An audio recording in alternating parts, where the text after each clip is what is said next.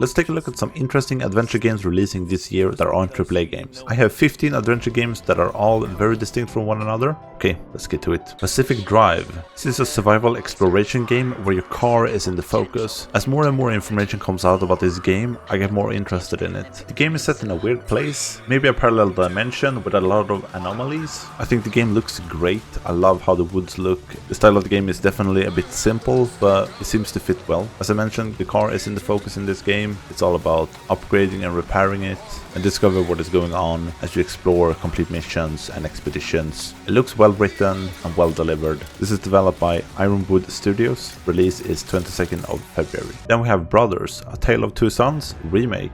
I never played the original, so this might be a good opportunity to play the game finally. I was curious how much they have changed from the original, so I looked at the comparison video, and I must say they have really done a great job. It looks like the original, but they've really taken it to the next level. If you're like me and haven't played the original, you play as two brothers, as the title alludes, on a journey to find the water of life in order to save their father. The game can of course be played in co-op as well, and they have added a bunch of new secrets to be discovered in the remake. The original got high praises when it got released, so this should be a solid one to pick up if you're interested. The remake is developed by Avant Garden. Release is 28th of February. Chasing the Unseen reminds me a bit of Only Up combined with Journey. Unlike Only Up, this actually looks like a game. The environment certainly looks abstract with some fluid gameplay as you explore and climb giant creatures. The environments are very minimalistic and clean, but look interesting. The game doesn't seem to have a big story or anything like that, instead puts the gameplay in focus. Hope the game plays well, but yeah, it feels like a chill game to relax with. Developed by Strange Shift Studio, release is set for March 7th. Indica. Man, this looks interesting. I never thought this type of setting and characters would intrigue me, but here we are. Indica is a third-person adventure game, blending exploration with environmental puzzles and a touch of platforming. The game is described as a mind-bending journey to explore the duality of good and evil and understanding that nothing is absolute. I like the premise. I do want to see more of the game as I'm not completely sold. I have a lot of questions about the story and the gameplay, but yeah, I think this could be really cool. This is developed by Oddmeter. Release is planned for Q1 this year. The publisher of this game is 11-Bit Studios, and yeah, they might have an insane year this year, as they have Frostpunk 2 in the works and The Alters set to release this year. We'll come back to that title. I mean, 11-Bit Studios is rapidly becoming one of my favorite publishers. Then we have Europa. This feels like a more traditional open world exploration game. The focus seems to lie in its movement and traversal as you explore the world, complete puzzles, uncover secrets, explore ruins, upgrade your capabilities in a game that looks very relaxed. I hope the game delivers an interesting story or something to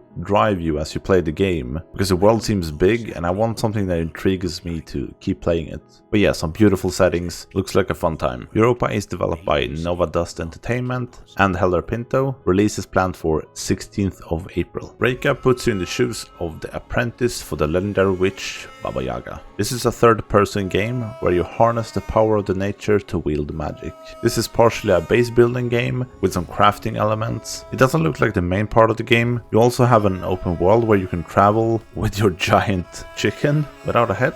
Anyway, I wonder how big the open world is, as the structure of the game also seems to be a bit free in how you tackle things. The main story seems to revolve around your teacher, Baba Yaga. Your connection to the woods and everything that live in it also seems to be in focus. The game looks interesting, although I'm not the biggest fan of crafting games. If it's not the biggest part of the game, I'm more into this. This is developed by Emberstorm Entertainment. Planned release is Q2 this year. Hauntee.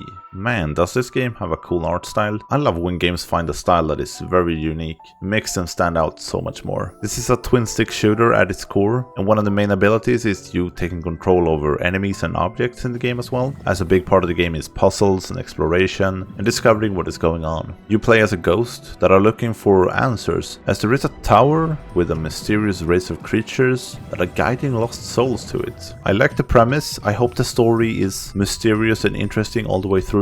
I think this could be a really interesting game. Hauntee is developed by Moonloop Games and release is planned for Q2 this year. Torua Skycall is a story-driven flight game. This reminds me so much of Flower and Exo 1. Both are very relaxed flight and momentum-driven games, just as this seems to be. You play as an albatross on your way back home. The game have no real enemies or dangers. Instead, the developers are aiming for a relaxing game. I hope there's enough in the game to keep it interesting. If I can Compared to XO1, that's a very simple game as well, but the gameplay is very addictive and kind of hard to master, which is such a good hook and keeps you playing. And I hope this game has something similar to that, at least that's something I look for. But yeah, I do like these kind of calmer games between all the other intense games I play. This is developed by Atai Interactive, no exact date, but release is planned for this year. Bravers takes you deep down inside of a planet where you are a captain. It's time to build your ship, recruit a crew, and head out to fight pirates and save your family. This looks like a cute shipbuilder with simple crew management attached. The game have over 40 different ship parts that range from engines, weapons, storage, controls, and much more. It seems like you can rearrange them and fit them together however you want to fight pirates, explore different biomes and settlements. I think this could be fun. I like the look of the game and the smaller scale. I hope the story can deliver. This is developed by 8-Bit Caviar and releases sometime this year. Steel Seed is a third-person stealth adventure set in a future after a climate disaster. AIs have taken over. You play as Zoe as she is searching for her father in an underground facility. With you on your journey you have Kobe, a flying drone. The game have a lot of platforming sections interwoven with combat that can be approached via stealth or head-on. I like the look of the game, the big environments that really give the game some scale even though you play on smaller arenas. Then you can actually take control of the drone to help you out with preparation for combat sections or in the platforming sections. I do think the combat looks a bit clunky, but it's hard to judge when you only see it on video. But yeah, the premise is intriguing. I'm into this. This is developed by Storm in a Teacup. Release is sometime this year. Don't forget to like the video, it helps out a lot, and subscribe for more videos, lists and reviews. Okay, back to the list. The Alters might be one of the games I look forward to the most this year. Yes, we have Final Fantasy VII Part 2, Setsun Hellblade 2, Wukong, and a few other really big titles. But if we look at the smaller games, the premise, look and idea of this game is a banger.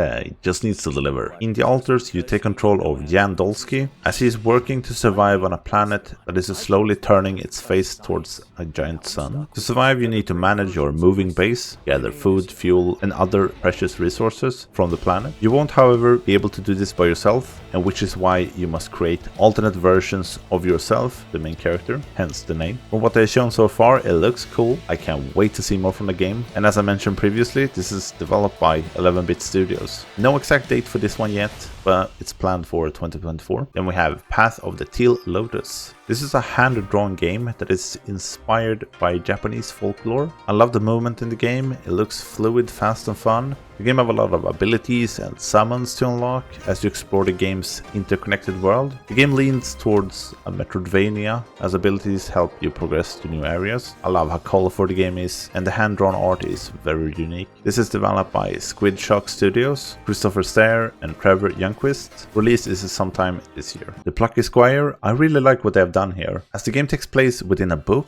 and outside a book. It looks a bit childish, but it's not a deal breaker for me. I kinda get the vibe of a mix between It Takes Two and Nobody Saves the World. A lot of quirky characters and things that happen in the game, mixed with a ton of mini games and variety in the gameplay. I mean, the art style is great. They have really captured what a storybook is and the world outside it. And I really hope the narrator in the trailer isn't just for the trailer and is actually in the game. I mean, commentator for the game you're playing. There are too few games that does that. It's so fun. The Plucky Squire is developed by All Possible Futures and will be released sometime this year. No release date yet. The Spirit of the Samurai. If you look closely, this game is using stop motion. This is a unique animation style that I can't say I've seen in a game before. It definitely gives the game a specific characteristic and it looks pretty cool. The combat is supposed to be smooth and combo based, and you also have a few Metroidvania elements in the game. In the game you play as a samurai who is trying to protect his village from a demon and his undead army. I just can't get over the art style. It looks almost haunting, very unique. This is developed by Digital Mind Games. Release is planned for 2024, no exact date. Then we have Dungeons of Hinterberg. This takes you to an alpine village called Hinterberg. As the protagonist, Louisa takes a vacation and tries to conquer the dungeons of the area. The game takes you to a bunch of different locations with challenging puzzles, monsters to fight, quests to complete, and different ways to traverse the environments. The cel-shaded graphics looks great, reminds me a lot of Sable. This is developed by Microbird Games and releases sometime 2024. And if you want to find some interesting roguelike games releasing this year, take a look at this list.